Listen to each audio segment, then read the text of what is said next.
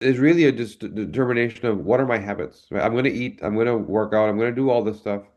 How do I do this stuff? What matters? And for some people, food maybe doesn't matter as much because they actually do a really good job of their gut health. This podcast is for informational purposes only. We are not medical professionals and do not provide medical advice. Consult a healthcare provider for any health concerns. Opinions expressed are not a substitute for professional medical guidance.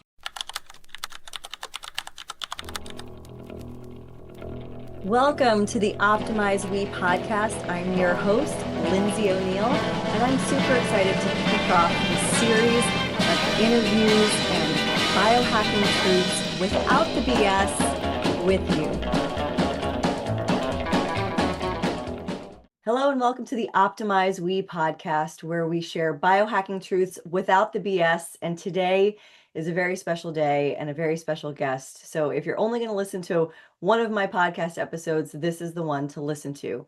This is all about sharing biohacking truths and no BS. And this human is the epitome of doing that. His Instagram feed with almost 1 million followers has every single truth about almost every single product, supplement, and issue that you could possibly come across. And he shares this with the love and support and truth that we all need in order to optimize our health. So without further ado, I'd like to welcome my dear friend Kashif to the podcast today. Thank you so much for joining me. Pleasure. So good to be here. Good to see you. So I was telling the producer before you got on that I follow you, but it's like begrudgingly following you. Everything that you post, I'm like, damn it, I use Celtic sea salt. I'm like, oh my God, I can't drink black tea anymore. I'm like, there's microplastics and everything. Someone's getting sued. So tell me how you came to this place of being a truly deep truth seeker in your own life and why you're sharing it with all of us. Well, so first of all, my apologies. And uh, No, I, I love it. I truly do. I love it. yeah, and I think many people do because it's like we're getting everyone's awake now and everyone knows, and we just don't know the finer details. So we just and that's my intention is to share those. And really, I started a functional re genetics research company. In that business, we helped people with rare, complex conditions. And I truly believed at that time that these conditions were what they were. Parkinson's is Parkinson's, is MS is MS. Mm, And when we would actually have amazing success, there was always some random anomaly, like somebody had a mold issue, or somebody was, working in some location where there was some herbicide or pesticide of some sort. mm, And so I started to learn that these conditions that we thought were just switches that got turned on one day were caused over years, if not decades, from inflammatory insults like everything I talk about online. And mm, so I started to dig and dig and dig and dig and dig and found what everyone is now learning, the toxic soup we live in. mm. And the human body does have detox systems, it does have defenses, not for this context. We have 144,000 chemicals that have been added to humankind since the 1970s. Wow. That's a major shift. Wow. But we haven't changed. We're still the same people. And so that's what it is. And go back, I don't know, 2.5 years ago, I didn't have an Instagram account. I never used social media. And I just needed a place to vent and tell the world what I saw. And I would say one last thing, a major catalyst to why I say what I say is because of the sort of injustices and lies that happened during the COVID era, right? Mm. And that really woke me up to what's really going on, and I had to say something. And I'm very grateful that you do, not only because I'm an advocate for health, but also because I'm a mom and I know you're a Yeah. dad. And it's super important to me to make this world a better place for our children.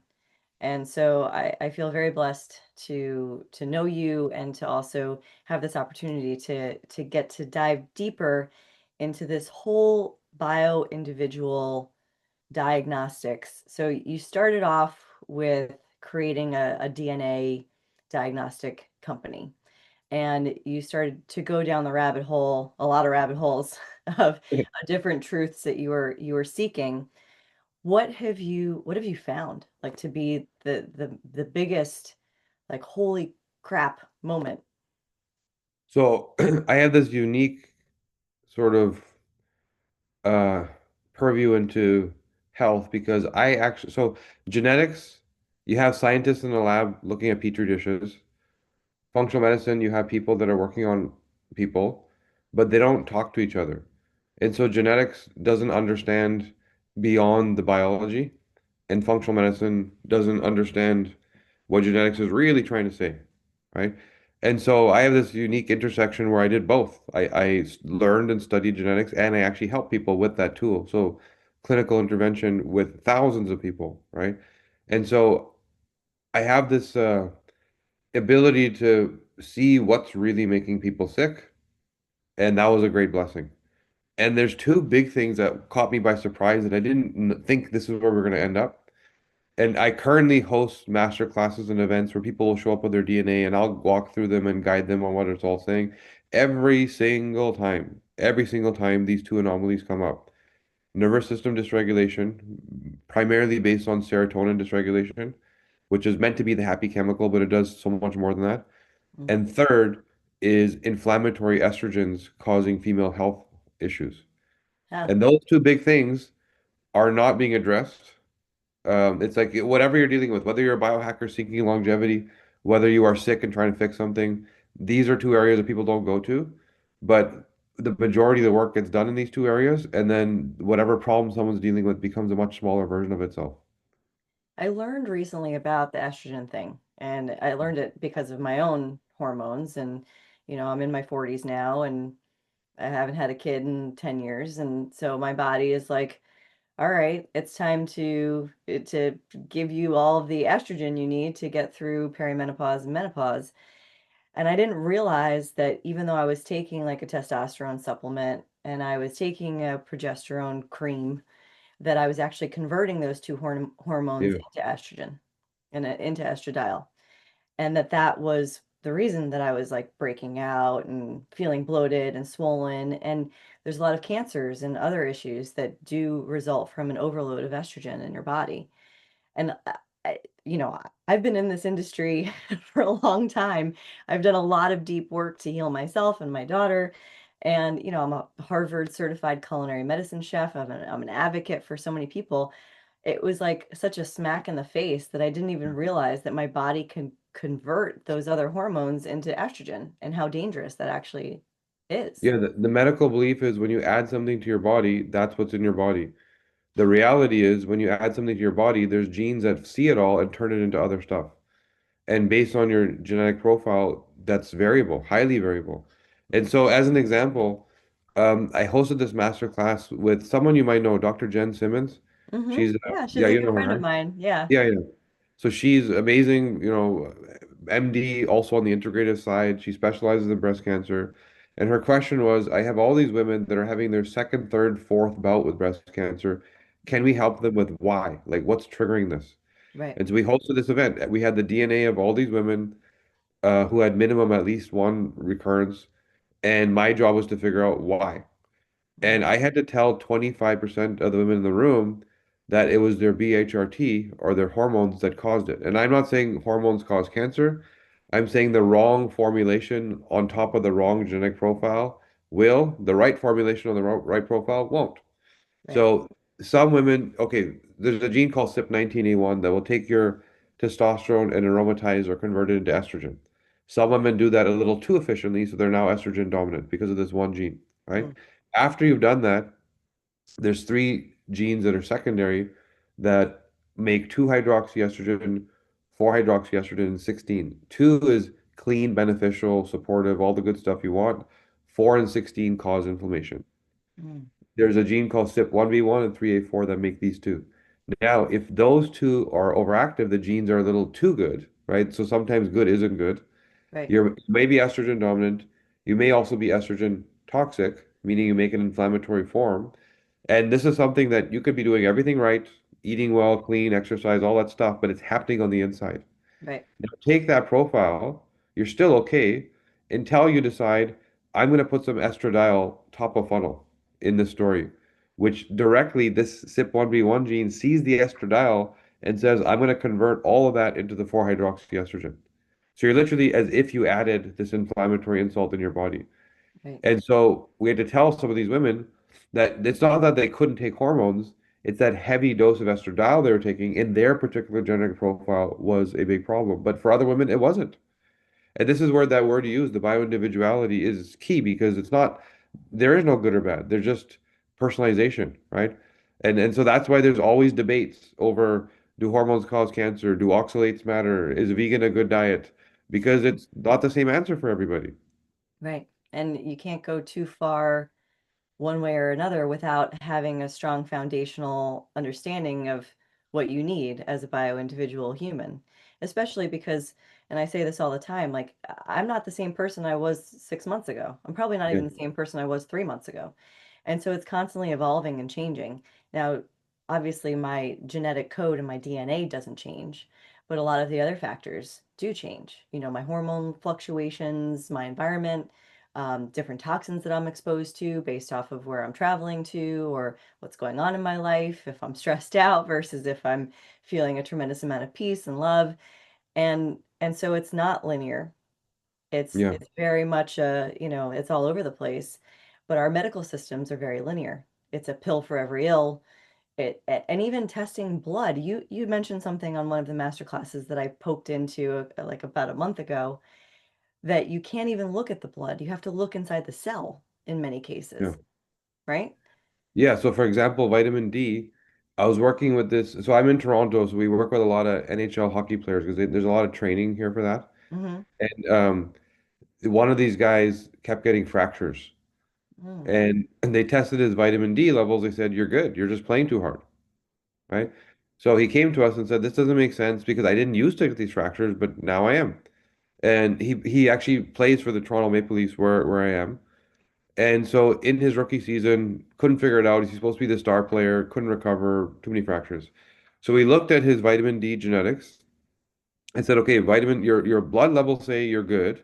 Let's figure out why it's good in your blood. We don't know why you got there. Why is that molecule sitting there? So there's a gene that takes D2 from the sun and converts it to D3. It's called CYP2R1. He had the worst version of that. Sorry, he had an okay version of that gene, I should say. Then there's a gene called VDBP that takes that activated D3 that you now can use and actually transports it away from your blood towards the cell. It's a mm, transport tool. Then there's a gene called VDR that makes a receptor that grabs that molecule and brings it up into the cell. And now it starts to do something. It causes gene expression changes and affects your hormones, your skin, your mood, everything, right? So this first initial gene, he's doing an okay job. So he's making a lot of vitamin D. It's in his blood, but he doesn't transport and bind it well, which means it's not getting to the cell and underutilized. And vitamin D is fat soluble. It just ends up in your fat if you have too much. And mm, so the blood work wasn't telling the whole story, which is you don't need it in the blood, you need it in your cell. Um, he came from a Mexican ancestry. mm, Their ancestors spent all their time in the sun. So their genetic design was to mitigate an overdose. And now the guy moves to Toronto and he's got winter and he's indoors all the time. And so the context changed, and which is why am I getting fractures now as opposed to my entire life? Because your context changed and your genes aren't aligned to that particular context. But this type of thinking, same thing with the gut microbiome or any other kind of personalized testing. There's ways to interpret how you got there. So all these tests are markers in time. Here's where I am today. We then need to dig deeper into your biological capacity, like what got you there. right. Yeah, what's the car that you've been driving? Yeah, You don't put the same fuel into a Ferrari as you do like a beat up Pinto, right? You're not going to yeah, spend, whatever it is, $5 a gallon these days. And it's really true for everybody that we can always have a deeper level of understanding. But how do you inspire people to even want to know what's going on in their body? Like most of the discovery that I've done in my own health and the optimization that I've done is because I had to. I got really yeah, sick. I had a dual autoimmune condition. Like that guy kept breaking his bones.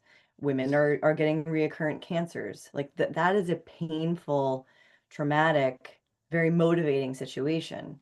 But how do you Yeah. get the layperson, maybe even the younger person, the kid in their teenage years, the early 20s that are just kind of getting started. They're starting to, maybe they're getting married, they're having kids, and they Yeah. don't know their ass from their elbow when it comes to, what to do about their health. Like how do you get them to do something? So I get what the unfortunate truth is that people that are in pain are the most likely to show up, right? So I remember going to a healthcare conference, a room full of like Mark Hyman, Dave Asprey type people, and everyone was like masterminding on the future of health and etc. Mm, And this marketing guru stood up and said that if someone's not in pain, they're probably not going to do anything, right? Meaning pain doesn't necessarily mean pain, just means that there's a problem to solve. right, And so that is the unfortunate truth that we've been led to believe that you can go do whatever you want, and when you break something, it's a doctor's job to fix you. right, As opposed to you can decide whether you ever need a doctor based on what you do. And that paradigm is what people are now learning in a big way, and I think COVID was a catalyst for that. yeah, So there's definitely a change and shift, but even then, you know, you have a system where you're incentivized to not do it because you believe insurance pays for things. You believe that within your provider network, that's where you go, and you're limited to those tools, whatever's in the toolkit. And cost is also a concern. But what people have to realize, the short-term thinking of cost, 66% of American personal bankruptcies are due to healthcare costs. So, 66%. yeah, Wow, that's yeah. huge. And Wow. so the cost of, and this is the big driver. Anybody would say, yeah, I'll take my supplements, yeah, I'll do my IVs, I'll do my stuff, and then it comes to cost, right? It's like, no, my insurance doesn't cover it. So your insurance will allow you to get sick and then need to deal with an emergency, or and then lose everything, right? So that's where the bankruptcies come from. Or you chip away at it slowly, just never get there. And what happens to your quality of life when you work in that way? So first of all, yeah, people are doing that. People are there. I think the tools are better and easier. Cost is a concern for some people. Advocacy is a big deal, right? And I think another big one, which we're starting to see, is regulatory. I mean, if the landscape didn't protect the citizens, it protected corporations, then you're exposed to everything anyway, right? We shouldn't walk into a grocery store where 90% of it is poison. Right. So that's changing too, right? It's changing where the priorities of who makes decisions, they're making different decisions now. And that was a big part of it because you trust you if I go buy something that the FDA looked at, it should be safe, but it wasn't. That wasn't true. There's so much that needs to change at a higher level.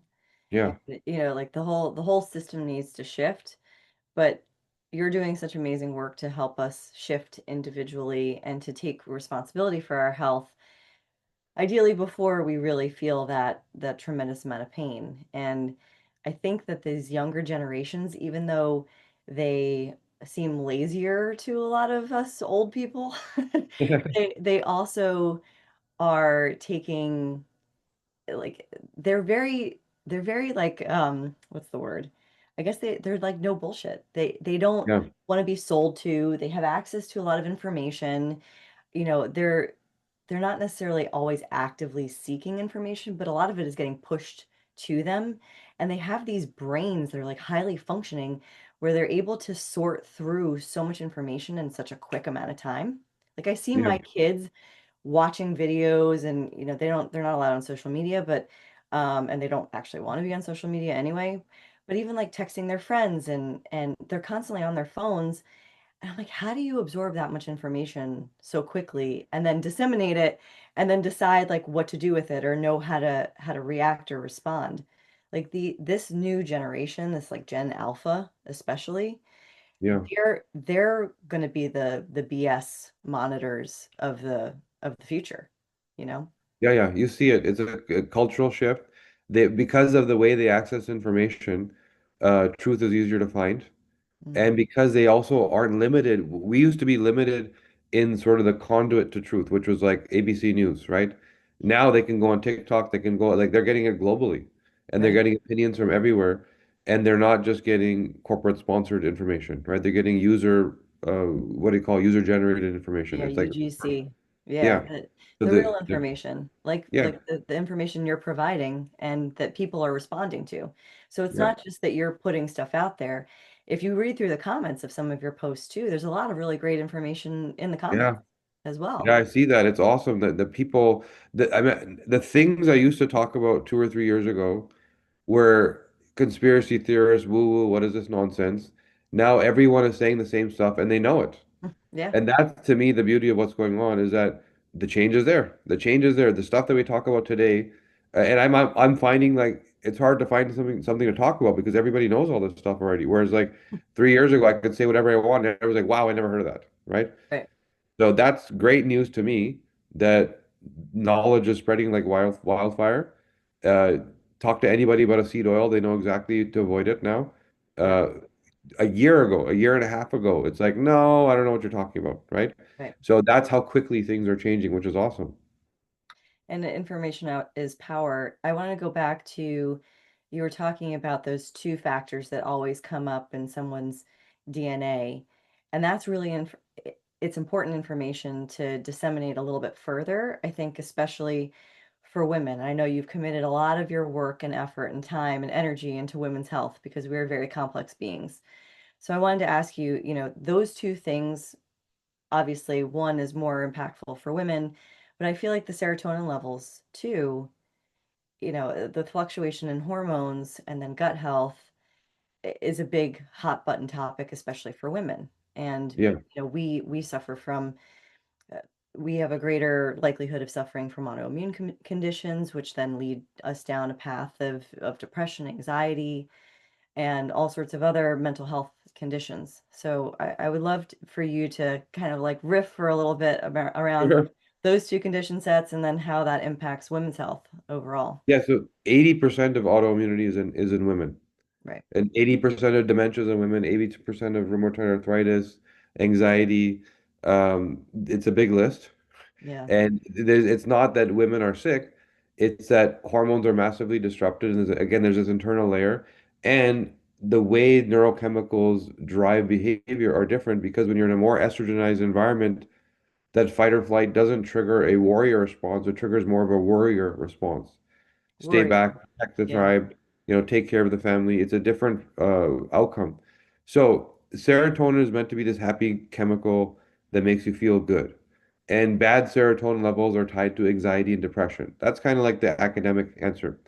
Right. What we've learned by dealing with people is well, how does it equal that outcome? And that's what we're always looking. Just like the vitamin D, how did you get to that number? We got to dig deeper.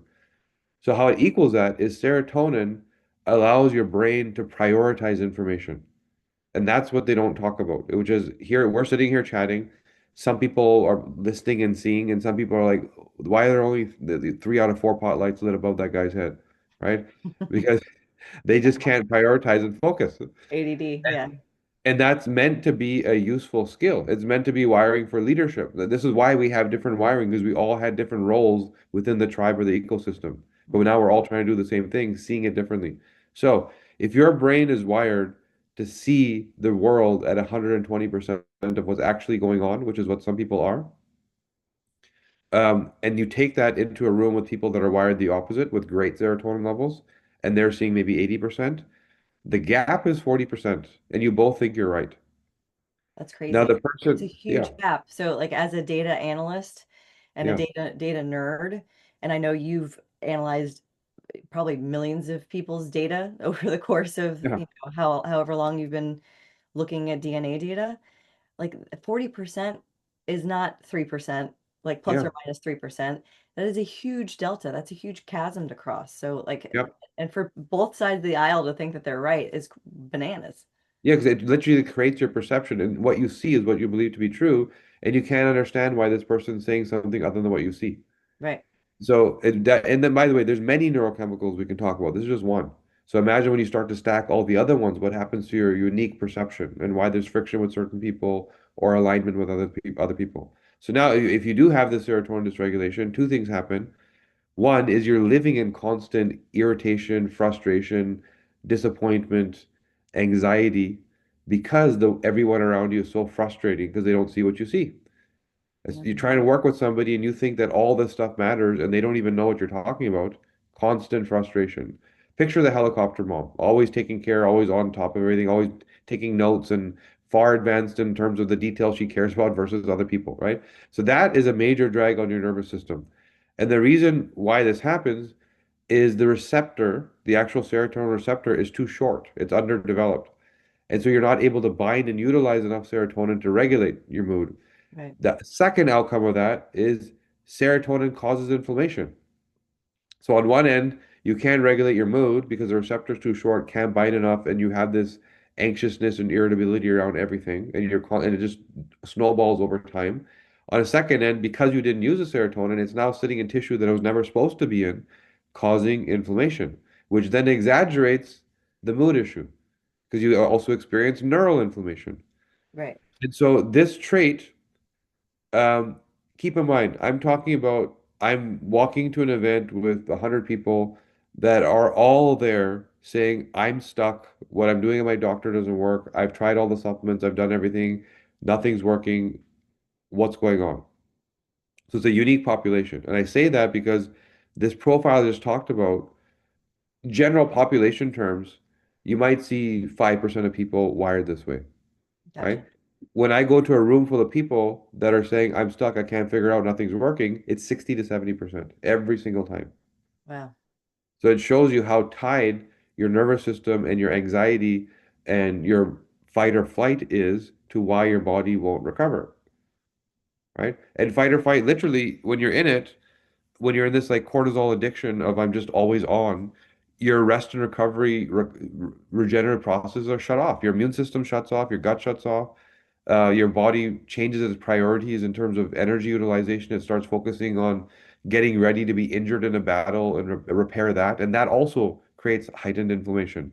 Your body wants to be in a inflamed state so that it can recover quickly from injury, right? So all the priorities change. And so that massive snowball, take that from, your 10-year-old all the way into your 40s, and it's become a massive version of itself.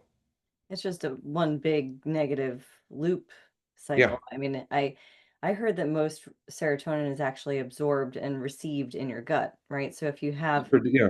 It's leaky produced, gut, yeah, or it's produced in your gut. Yeah. 85% is made in your gut, and 85% is also made during the last 3 hours of your sleep.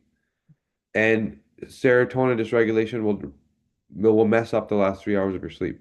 So the Mm. exact thing that you need in order to make it is what it wrecks. So this is why it just becomes exponentially worse over time.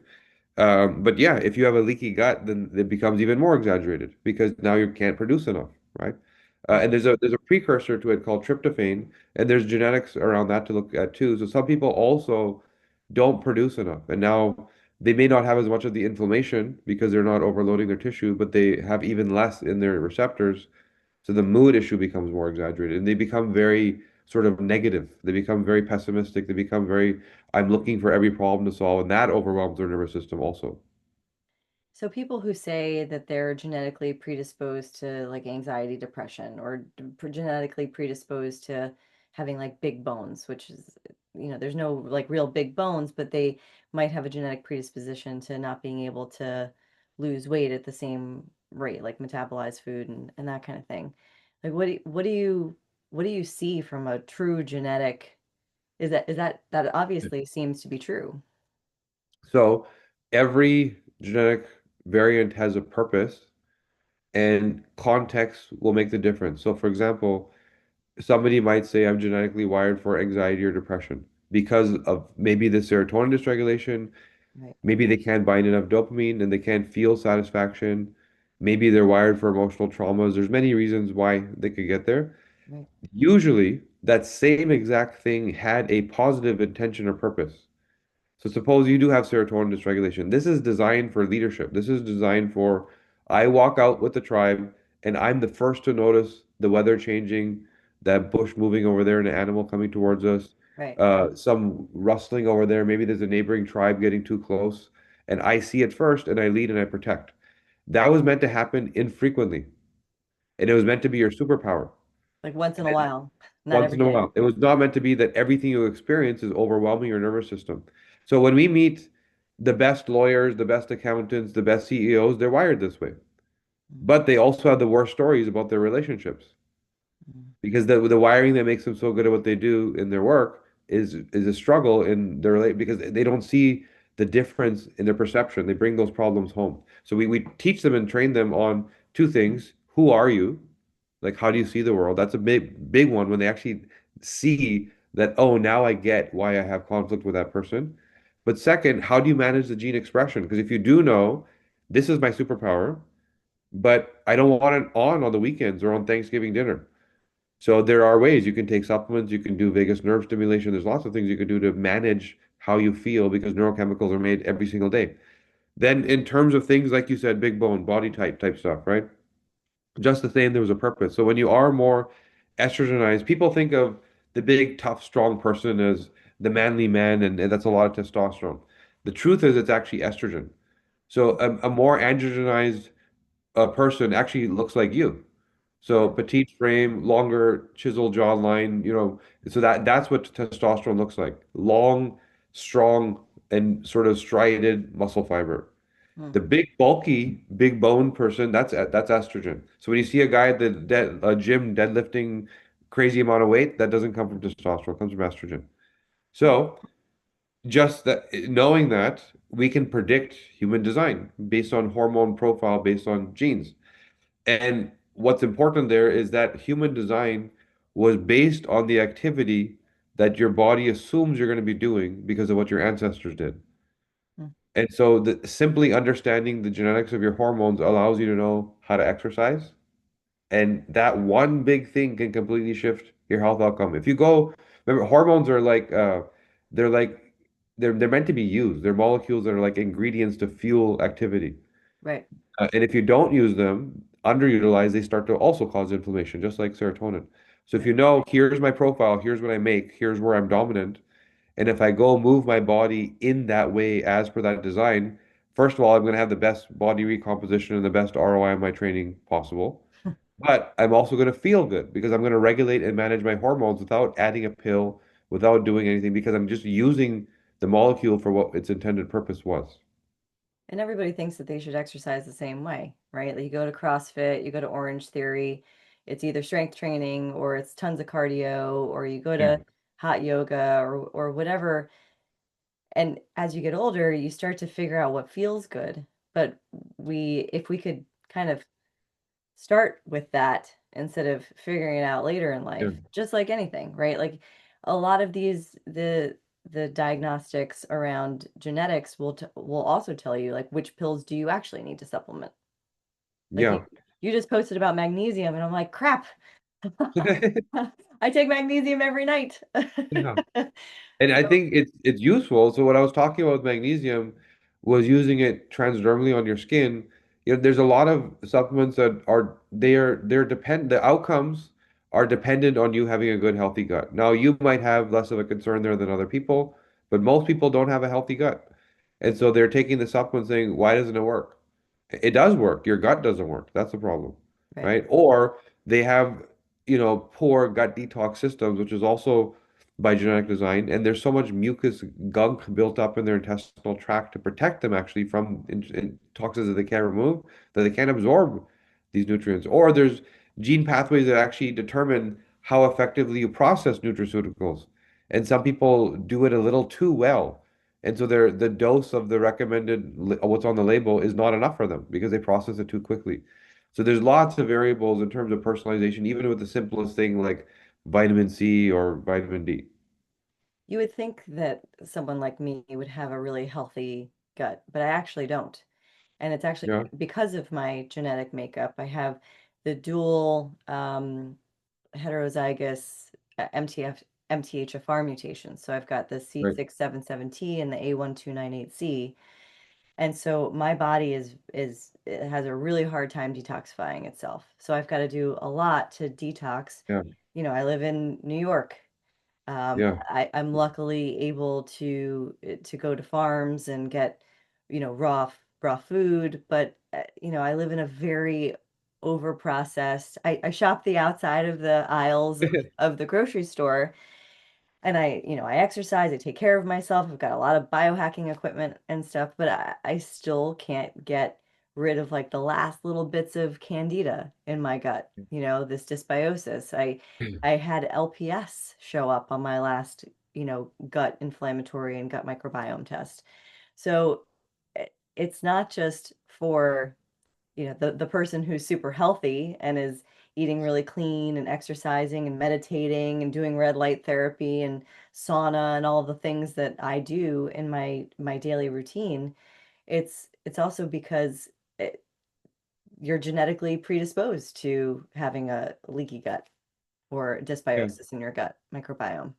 And that becomes a priority because we can all is really a just determination of what are my habits, right? I'm going to eat, I'm going to work out, I'm going to do all this stuff.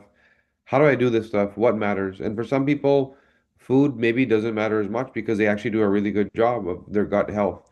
Some Right. people it matter a lot more. You know, when it comes to methylation, the thing you mentioned, that's another area where we dove in deeper and really understood what it meant. So what most people think it means, the exact thing you said, it's part of this phase one, phase two detox. It's one of those, it's part of that baton pass and relay race of detox, right? Right. And the priority for methylation is non-water soluble toxins like metals, plastics, which is why it's tied to things like autism because these things end up in the brain, cause neural inflammation.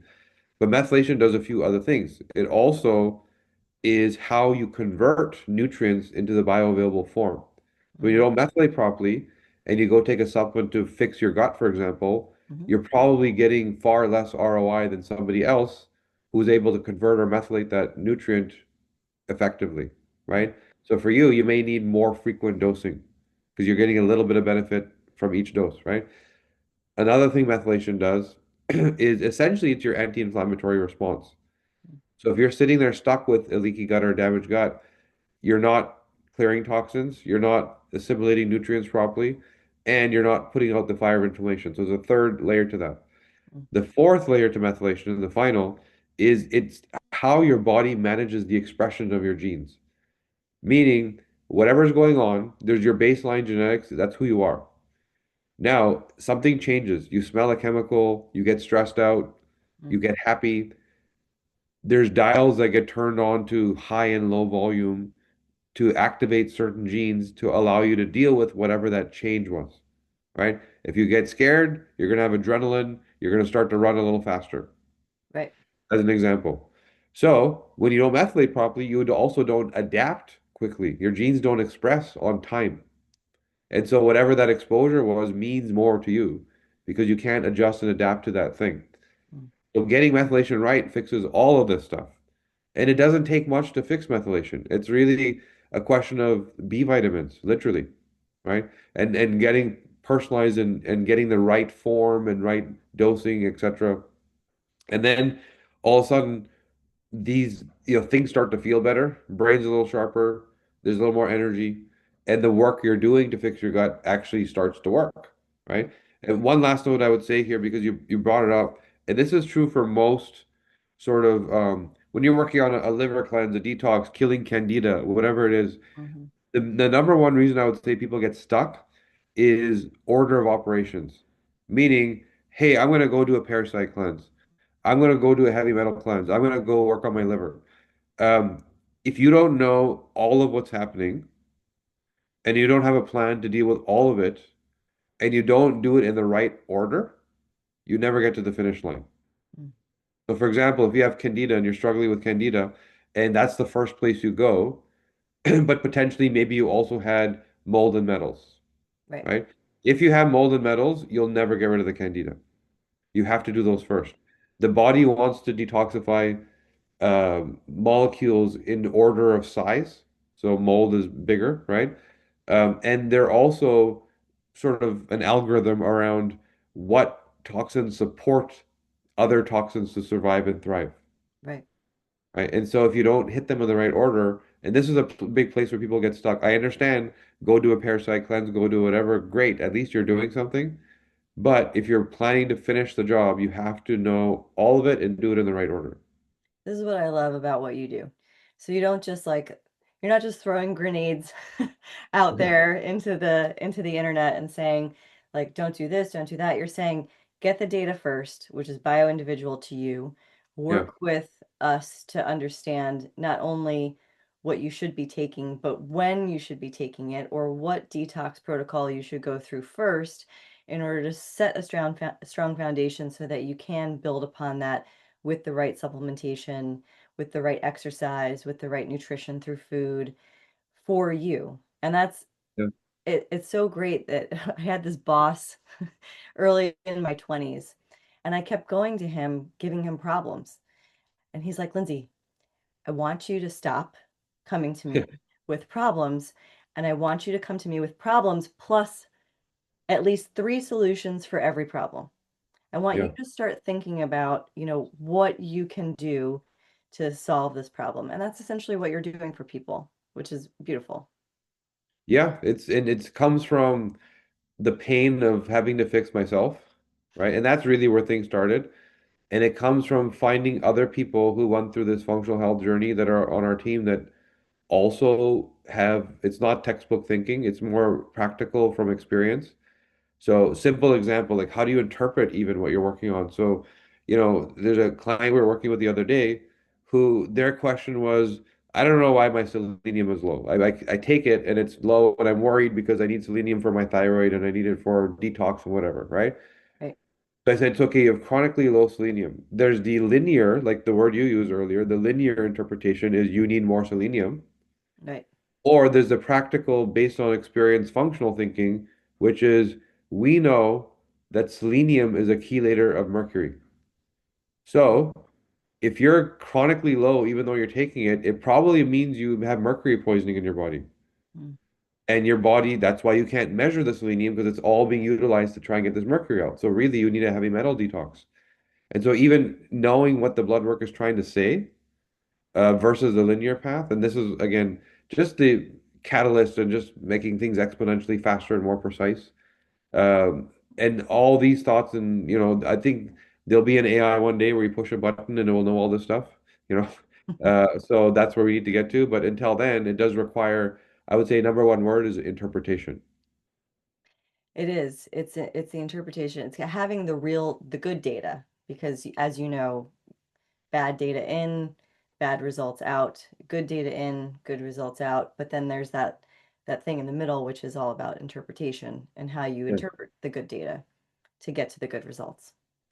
Yeah. So you mentioned AI, and I haven't talked to you in a while, and you were working on some cool AI things. Can you talk about them here, or should I not? Yeah, yeah. I've actually built it. I didn't launch anything yet, but I built it. And so there's a talking head that's me now, right? And so it's learned everything I know, and it works. And our own patient population is sort of playing with the testing right now. And my intention is twofold. First of all, this level of interpretation to make it available, because I can't possibly talk to everybody. Second is to try and fix this problem with women's health. And the way you have to deal with women's health is so different. You have all this medical. The same thing happened with the biohacking industry. It's a industry made by men for men, right? Whatever we know is based on some male influencer, biohacker figuring things out that work for him, and now all of a sudden it's supposed to work for women also, which is not true, right? And so how do you take all that and overlay the context of a 28-day menstrual cycle, and there's, a circadian rhythm of that cycle, and things change a lot. And so even week to week, the answers are different.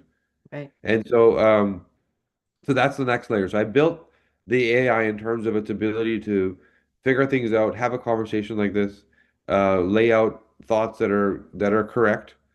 Now the next layer is I'm plugging that into the menstrual cycle to say, how does that change things? If I'm on day 5, what's the advice now? Right. And when that's done, which is what we're doing now, I think it's to be ready for the world to use. Amazing. And will Yeah. will it also be ready to be on my podcast? Sure, you can talk to it. You can have it as a guest. I love it. I love Yeah. it. It's really exciting because I've been in the world of AI and data for a lot longer than most people even knew about AI and data. And I Yeah. used to use data and machine learning, which was like early stages of AI, regression analysis, in microseconds in order to make better decisions in advertising based off of that data that we were pulling in, lots of data.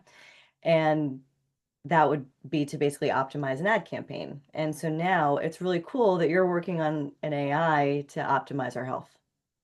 Yeah. Is there going to be a aspect of biofeedback into the AI where you can actually like Yeah, I think provide the some next layer information? is so um there's the knowledge, right? Then there's inputting data. And the first place I'm doing that, I'm trying to skip a few steps. And like there's tools that we already have. So I'm trying to use the next tool. And so I'm working with a company that has a really cool um, scanner for your body's frequency. It's sort of think of it as a DNA test for your frequency. In fact, there's 22,000 genes in your body. We've managed to sequence 138,000 frequencies. Wow. So it's like almost 7 times the amount of data Wow. and data points. And now imagine a scan within seconds. I know exactly what's going on in your organ systems, with parasites, with your gut, with your mind, everything. And that then triggers protocols from the knowledge base of how do we solve problems with the AI, right? So That's that is where things are going. And my belief is the conversation won't even be necessary. It's more like scan, measure your frequency. AI knows what to do. The needed and required frequency is just created and put back in. that's And amazing. yeah, and I think quantum medicine and frequency-based medicine is really the next major frontier. It's going to be highly, highly personalized. And you don't think there's any level of like woo-woo nonsense in the quantum stuff? Yeah, there's a lot of woo-woo, right? Yeah. I mean, I go to the same biohacking conferences you go to, and there's people that you just look at them and you can see the woo-woo, right? Yeah. So, It like no. oozes off of them. Yeah. Yeah. So we know that's there. And that's why I've taken it slow in terms of the science and the data to make sure it's working. And it is working. We found people that have, we found the frequency of parasites in people that didn't know they had them. And we can now, the specific parasite itself, so we know how to get it out. We found people that had cancer that didn't know they had cancer. We Wow. found people that the reason that they're stuck is there's a childhood trauma that they don't acknowledge. And we talked to them about it, like, no, I didn't have any trauma. Then we talk to them about what happened in this year. Like nothing. And then we keep digging and digging, like, oh yeah, now I remember. Right? And Wow. they're just so stuck in fight or flight that their body doesn't want to recover. There's data around if you grew up in a home with trauma as a child, then you're, depending on which disease, you're 8 to 14 times more likely to get that disease, from cancer to heart disease, etc. Each one has a Wow. different number. And it's not that the trauma causes disease, it's the trauma keeps you in fight or flight, which means lack of recovery and high inflammation, which makes it so much easier for that disease to happen. So even that, that's where we're learning is the frequency doesn't is like DNA, it doesn't lie, as long as you're using the right tool and once again you interpret it properly.